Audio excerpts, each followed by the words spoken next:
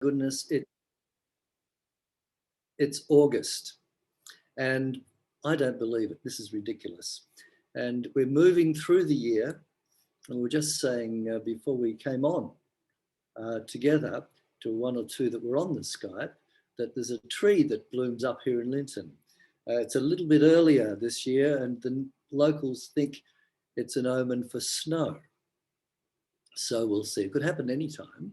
We've had snow up here as late as November. But I really don't hope we have it just yet. This is a beautiful day here. I believe it is where you are. And we'll go out and enjoy the sunshine this afternoon, I'm sure. The power for the month is will. It's the motive power for all the other faculties. It's the one we need to move the other powers into action. If we don't have it, it's just a dream. It's in our head. Unity lists 12 powers that are vital to our understanding of our soul's journey. I believe there are other powers, but 12 will do for me for now on, because there's enough in that to keep me going, I think, this lifetime around. And that's one thing Unity contributed to the New Thought movement, the putting together of these 12 powers. Of course, there's other things that influenced it, like the Kabbalah and other mystical traditions. But for me, I can understand where these powers are, their centers in the body, and what they can do for us when we activate them. The Revealing Word by Charles Fillmore, we learned that the number 12 refers to spiritual fulfillment. And we've got expert numerologists here today. I'm sure they've got their twist on it. But when you look at it, the number 12, it's a powerful number, the power of the zodiac. And we've each got a number there, and we've each got a sign. And I thought that would bring you back, Beverly. You're keeping an eye on what I'm saying about the number 12. It's a powerful number. Also, the 12 tribes of Israel, the 12 months of the year. And there are others as well, I'm sure. I'm going to mention them. I'm sorry they don't roll off my tongue from memory, but sometimes I remember them, sometimes I don't. Faith, strength, wisdom, love, power, imagination, understanding, will, order, zeal, which is next month's, illumination, and life. So just repeating, will is the one that gets the others kick-started. We need will, especially in the first half of life when we're on the road. Sometimes we don't particularly want to leave our home circumstances, but for work, especially younger generations in the 50s, 60s, and maybe the 70s, people had to move to other towns or to other areas for work. So it took an effort of will to be uprooted and go to another place, another town, and start their life. And then the willpower to keep going in a job possibly they didn't particularly like, but it was something they kept at because that's what you did. Not everyone nowadays can be a recording artist or social media millionaire, but these are the opportunities that we now have. But in those days, we had to have the willpower to leave home, a lot of us, and move to another area. Then later on in life, it takes willpower to step back a little bit and just enjoy the fruits of our labor. And as they say in the East, sit back and read the holy books. Time to think about who we are and where we're going and what we're doing right now. Are we making use of these wonderful golden years? We are blessed if we realize that we are a spiritual being and that where we are now, right this very minute, is where we're supposed to be. Mightn't think so, but it is. If we want to know what the challenges are, just look around. We know everything changes. We change and nothing stays the same. Everything is evolving, and we are blessed with a human life to experience these blessings and challenges. Will things stay the same? No, as I mentioned. Will the sunshine stay out for long? No, because I've looked at the forecast for, I think, later in the week. But we adapt, and we do. And no one else is responsible for ourselves but ourselves, as we use willpower to keep us motivated on this incredible journey, which we're all sharing. So our 12 powers work together. To invoke them, we go into what is called the secret place of the Most High.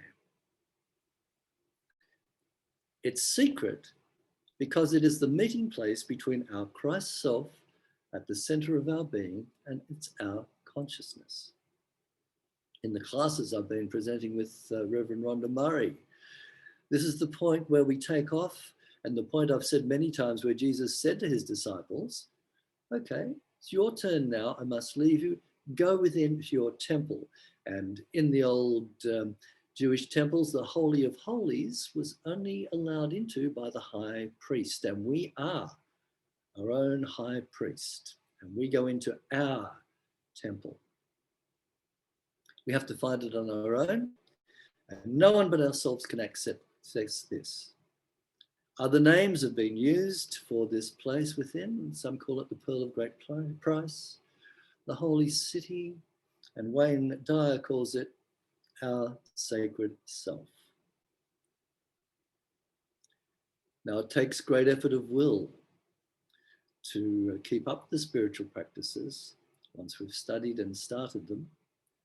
But in hindsight, that's just a small part to play for what we receive in return when we are storing up these treasures from heaven. So, we have the power of will. We use it as our power. Will is essential for all levels of our being, body, mind, ego, and soul. I mention ego in there, and when we do the 12 powers, eventually with a few of us, we'll discuss those 4 terms. And does our personal will express in alignment with the universal will, the laws that keep this world going, this cosmos, which would be chaos if everything didn't stick to their own unique law and well-being and action. We are an individual expression of the divine, a spiritual being in evolution. You hear me say this so often. But we're not perfected yet, but we're perfect in our unfoldment. Now, I scared 1 or 2 people earlier when I held this book up.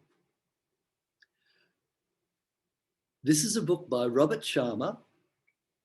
He's the author of the chap that wrote The Monk Who Sold His Ferrari. And he was on a good thing because he had heaps of those titles. But gee, it was a good book. This particular one is called The 5 a.m. Club. The subtitle is Owning Your Morning and Elevate Your Life. And he writes about how great it is to get up in the morning because geniuses, business tycoons, and the world's wisest people start their mornings early to produce their astonishing achievements. Now, I believe that. And the few times I've done it, I've got so much done, but it hasn't been wired into me yet. But there's still time. He claims, Robert Sharma from his book claims, world-class willpower isn't an inborn strength. It's a skill developed through relentless practice. Getting up at dawn is a perfect self-control training. And for most of us, especially during these unusual times, it takes willpower to even just get out of bed some mornings. The winter to me, this one seems colder than ever. Is it because I'm getting older? I don't know. Or the weather's changing. It's just me. It's terrible sometimes. It's freezing up here in winter in the bush. But I think of Charles Fillmore in his 90s. You've heard me say this. And I have one method I use to get out of bed. And mind you, it takes willpower to say it. I fairly sizzle with zeal and enthusiasm and spring forth with a mighty faith to do the things that ought to be done by me. Now, it's one thing to say that at 8 o'clock, but another thing to say it at 5 o'clock. I know when I say that, I have to follow through. So I did a couple of 5 a.m.s.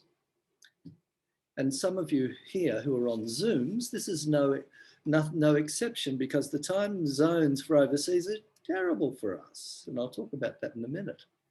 So I say that, and I know I have to follow through and get up. Once a month, I'm fine. Shava was very good because he did help me here, not only for getting up at 5 o'clock, which is another story, but he states 4 principles which can help us get more out of life, especially when we feel lethargic. And we know there's an air of lethargy in the air. It's just been brought on us, but we are going to keep the high watch, and we do keep the high watch with us, and these things can help. There's 4 steps. Are you ready? The trigger, the ritual, the reward, and the repetition. Now, the trigger.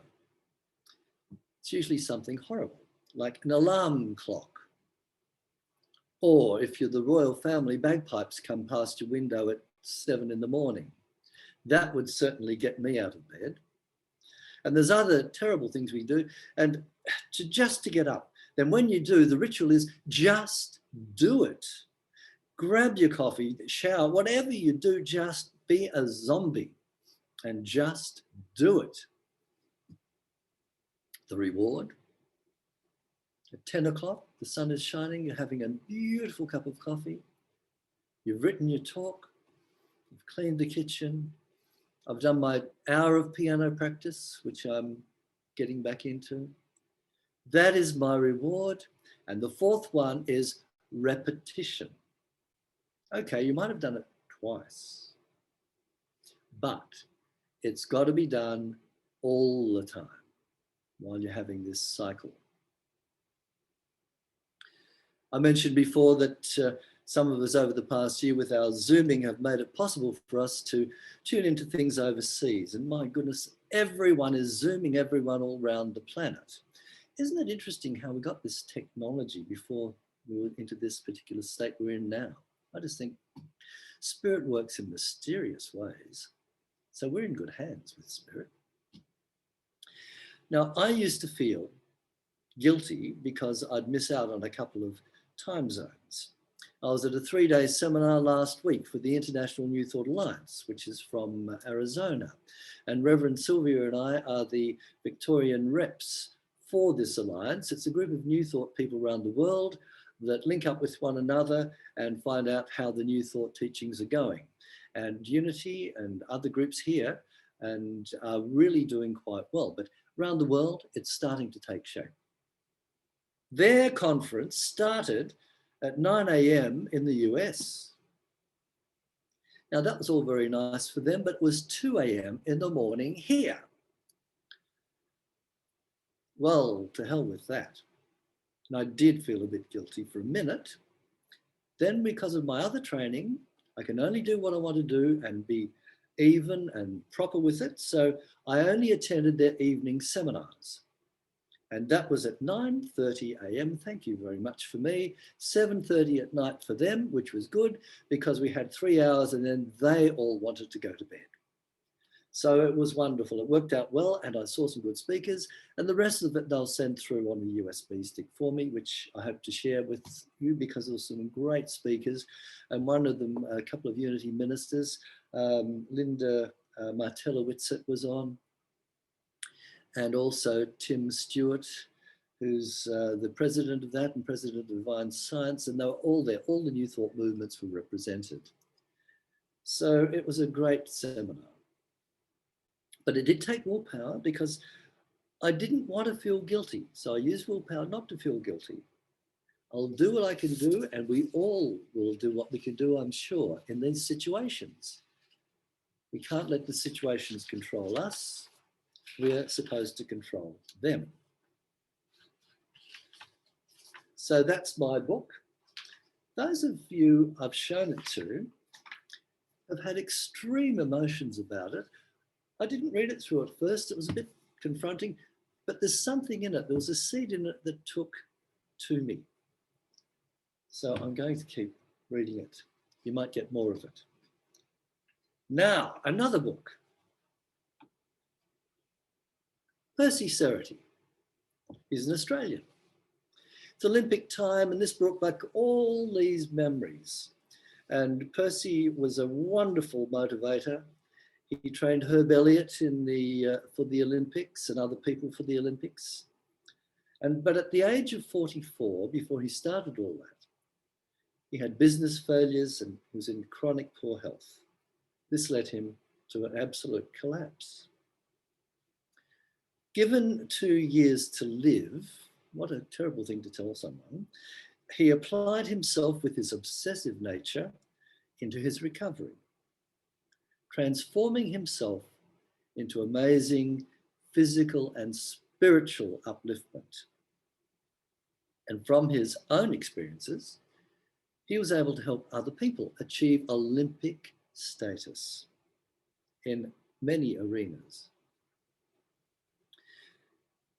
He produced a manifesto to outline his philosophy and used a word combining elements of the Stoics and the Spartans. These were from ancient Greece. And these people, he referred to his crew as Stotans. They had some incredible physical disciplines, and one of them was swimming in the sea at all seasons, and of course down there at Portsea, where he had his sand dunes. They all used to run up and down there, into the water every day, summer, autumn, winter, or spring. There are other disciplines as well. You can read about them, and it's a fascinating culture, the Stoics. But he was also a spiritual seeker. He spent many hours in our good old Theosophical Society here in Melbourne. I remember when I first went into that place in my early 20s, there was a great atmosphere in there. I just loved it, especially the bookshop. Percy was familiar with all the Eastern teachings, and Westerns and mysticism and all those sort of things. And probably some of the books that I took out, he would have touched himself and taken out. It was quite an interesting experience. He was very familiar, and the biggest influence was Krishnamurti.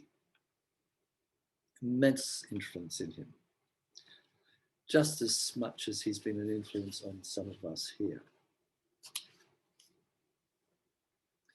Now, our journey, whether we're Olympians, great writers, or whatever, is just as sacred and as vital and as special as everyone else, because you know who you are. Isn't it great that we are individual expressions? And isn't it good we know it? This is our chance to expand our consciousness even further for those who've paved the way for us. And haven't they just paved the way? They presented a great path for us to take us even further to help pave the way for the next generation. And one good thing about the last few years is the coming together of science and spirituality. As Unity author and minister James Dillett Freeman wrote years ago about this, two different approaches to the same truth. And I'm back reading David Hawkins from time to time, and he says, the spiritual seeker of today has the advantage that the consciousness of all humankind is rising, and thus there is less collective resistance. You mightn't think so when we look around, but my goodness, haven't we grown? And we are still growing now. We're expanding as we speak rapidly in these times. So to sum up, the power of will is important. We need it on every level of our being. We have the teachers, books, all that seminar zooming around the globe, but we have to put them into action. I heard a speaker on Zoom the other day. He said, if we don't try these methods that others have shared with us, it could be compared to going into a restaurant and just reading the menus without trying the food. Well, that tickled me. I like that. Now, the fifth unity principle, which we should all know, it should roll off our tongues. Knowing and understanding the laws of life are not enough. A person must know the truth he or she knows. This takes willpower. As we've seen with the Olympic Games at the moment, the discipline and willpower needed is hours of practice for that one moment of glory. A piano sonata lasting 10 minutes can take up to 6 months to prepare for those 10 minutes. So by alluding to today's message, which was inspired by a children's book, The Big Me or the Little Me, will I succumb to the small I and put aside things that really need doing now? Or will I summon up the big me, the big I, and say, regardless of what it's like outside, whether it's 5 o'clock, 4 o'clock, or 2 o'clock, I will get out and spend time to do what needs to be done. Finally, a vital one, does our personal will reflect the universal law of harmony? And as an expanding soul in evolution, can we use our will to live in harmony with our fellow humans and creations? Unconditional love is all it's about, but that takes willpower too. So it's up to us as spirit in expression to decide. So I think that is enough for now. Thank you.